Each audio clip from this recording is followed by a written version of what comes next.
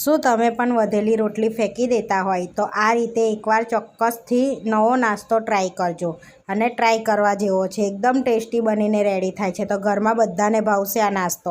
આજે હું શેર કરીશ તમારી સાથે વધેલી રોટલીમાં નવો નાસ્તો બનાવવાની રેસીપી. તો અહીં આગળ 4 રોટલી લઈ લીધી છે મેં અને 1 કપ બેસન,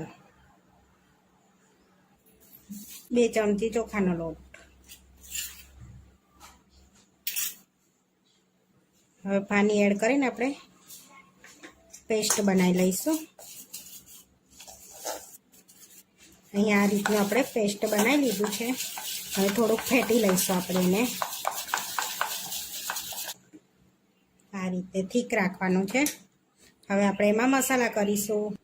અહીંયા 1 ચમચી લસણની પેસ્ટ, 1 ચમચી લીલા મરચાંની પેસ્ટ, અડધી ચમચી આદુની પેસ્ટ, એમાં થોડી હળદર, 1 ચમચી લાલ મરચું, અડધી ચમચી ગરમ મસાલો, 1 ચમચી ધાણા જીરું પાવડર, 1 ચમચી શેકેલા જીરાનો પાવડર, 1 ચમચી ખાંડ, અડધી ચમચી અજમો. આ રીતે હાથેથી ક્રશ કરી લો. સ્વાદ પ્રમાણે મીઠું, 1 ચમચી લીંબુનો રસ, 1 ચમચી તેલ એડ કરીશું, 1 ચમચી સફેદ તલ એડ કરીશું અને 1 વાડકી ધાણા એડ કરીશું. મિક્સ કરી લઈશું.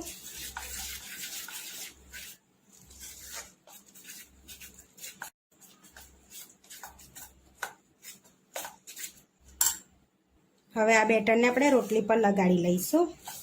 હવે 2 ચમચી આપણે બેટર લઈશું, આખી રોટલી પર ફેલાઈ લઈશું. આ રીતે હવે રોટલીને વારી લઈશું. આ રીતે આપણે વારી લેવાની છે અને આ રીતે આપણે બધી રોટલી ભરી લઈશું. આ રીતે આપણે રોટલી ભરી લીધી છે બધી.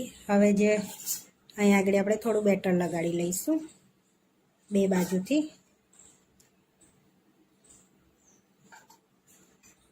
આ રીતે બધી રોટલી આપણે ભરી લીધી છે. હવે સ્ટીમ કરી લઈશું.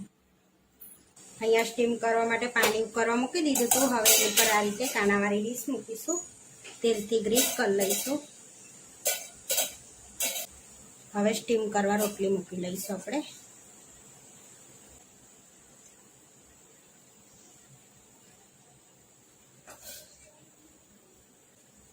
હવે ઢાંકણ ઢાંકીને સ્ટીમ થવા દઈશું આપણે 10 થી 15 મિનિટ. 15 મિનિટ થઈ ગઈ છે. હવે આપણે ચેક કરી લઈશું.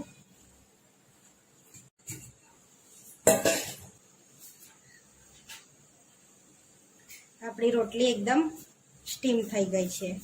જોઈ શકો છો એકદમ ક્લીન બહાર નીકળી. હવે ગેસ બંધ કરીને આપણે રોટલીને થોડીક ઠંડી થવા દઈશું. હવે ઠંડી થઈ ગઈ છે. હવે આપણે કટ લગાડીશું.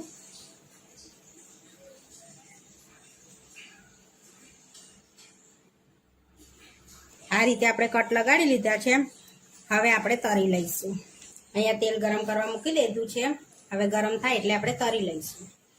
હવે તેલ ગરમ થઈ ગયું છે. આપણે તરી લઈશું.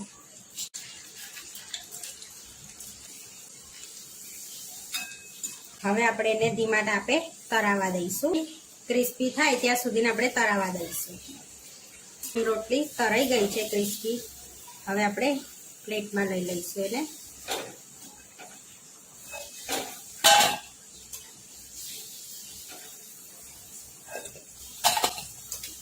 આ રીતે આપણે બધી રોટલી તરી લેવાની છે. બધી તરાઈને રેડી થઈ ગઈ છે. હવે એની પર આપણે થોડોક ચાટ મસાલો સ્પ્રિંકલ કરીશું.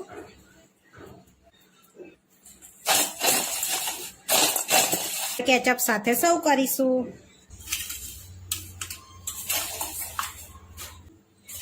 સર્વ કરીએ છીએ આપણે. આપણો રોટલીમાં નવો નાસ્તો બનીને રેડી થઈ ગયો છે.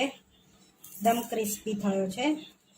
આવા વિડીયો જોવા માટે મારી ચેનલને સબસ્ક્રાઈબ કરો, લાઈક કરો અને શેર કરો અને તમે જરૂરથી ટ્રાય કરો. ફરી મળીશું નવા વિડીયોમાં.